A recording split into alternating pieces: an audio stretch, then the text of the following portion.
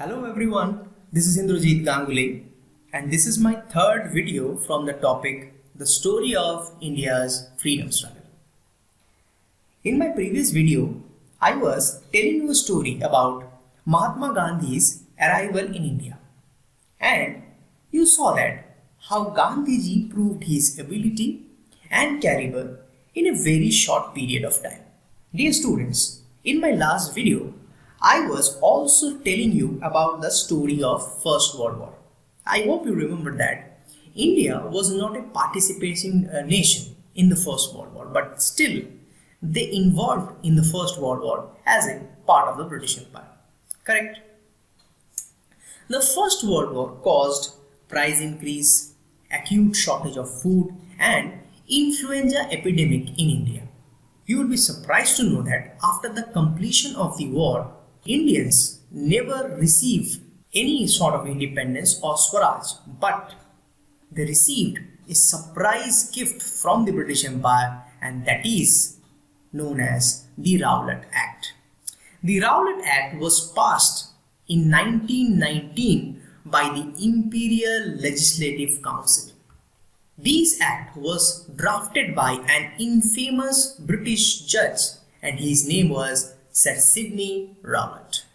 According to the act, this act gave government enormous powers to repress political activities and allowed detention of political prisoners without trial for 2 years.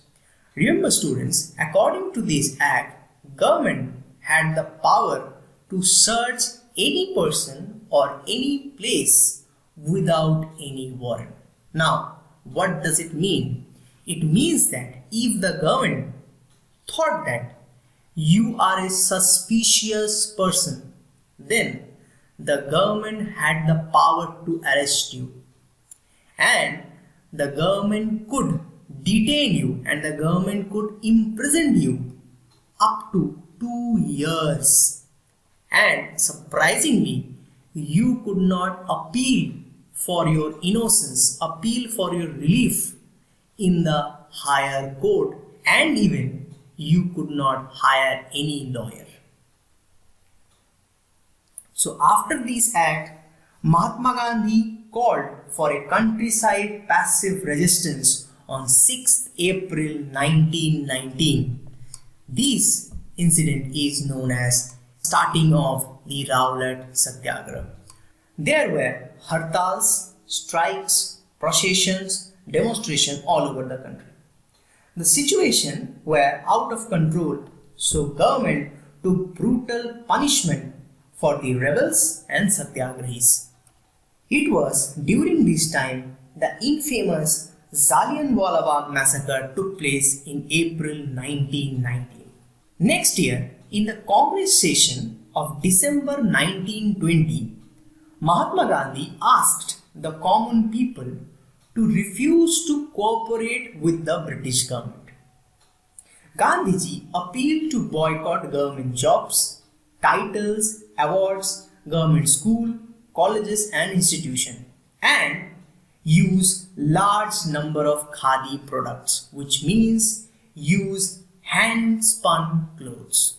Clear? So we can say that this was the beginning of another Gandhian movement, which is known as the Non-Cooperation Movement. Dear students, you will be surprised to know that Gandhiji had some miraculous powers to convince common people. Thousands of students left schools and colleges, many people left jobs, many surrendered titles and awards. In village area, peasants refused to pay taxes. Many workers went on strikes in factories. So we can say that these movements become very big. These movements become a mass movement. There was a spontaneous support from the rich class to the lower class in this Gandhian movement. But unfortunately, the movement could not last long. In February 1922, a group of agitated people attacked a local police station located at Chori Chora village. in Gorakhpur district. They locked the door and set fire to the police station. These caused killing 22 innocent policemen. Can you imagine? Basically, the policemen did not made any provocation, and basically the common people had some issues. They had some anger, previous anger with the policemen, because sometimes policemen tortured the villagers, sometimes policemen exploited the villagers. So the common people, they have some anger, previous anger against the policemen. So when the movement was started by Gandhiji, so the villagers believed that now this was the time to take revenge on them. But remember, Gandhiji never said about any revenge. Gandhiji was always telling about the anti-British movement, about the independence of India. So hearing of these incidents, Mahatma Gandhi called off the non-cooperation movement as the movement became violent. As you all know that Gandhiji never preferred any violence, any sort of ahimsa. Gandhiji believed in the policy of non-violence and Satyagraha. As the movement became violent, so Gandhiji withdrew the non-cooperation movement. Next year, Gandhiji was arrested and sent 6 years imprisonment. Many Congress leaders were not accepted the decision to call off the non-cooperation movement. After the withdrawal of the non-cooperation movement, some congressmen led by Deshbandhu Chittaranjan Das and Motilal Nehru formed the Swaraj Party within the Congress. They decided to fight the elections to the legislative councils, enter the legislative council and put forward their demands and oppose the government if their demands were not fulfilled. Let me tell you two interesting things about these two personalities. Deshbandhu Chittaranjan Das, he was a renowned lawyer from Kolkata, and you will be surprised to know that he was the first mayor of the Kolkata Municipal Corporation, which is also known as KMC. And I think you know that Motilal Nehru, he is the father of Pandit Jawaharlal Nehru. In 1927, the British government appointed a commission under the leadership of Sir John Simon to suggest constitutional reforms in India. Students, you will be very surprised to know that these commission have 7 members and all members are British, are Englishmen. So there were no Indian members. So the Simon Commission arrived in India on next year, that is on 1928. Since all the members of the commission were Englishmen, the Indian nationalists protested against this commission. Wherever the commission went, it was greeted with hartals and black flag demonstration under the slogan, "Simon, go back." The government used brutal suppressions and police attack to break the popular opposition. In 1928, a committee was formed under Motilal Nehru to draw up a constitution for India that would be acceptable to all.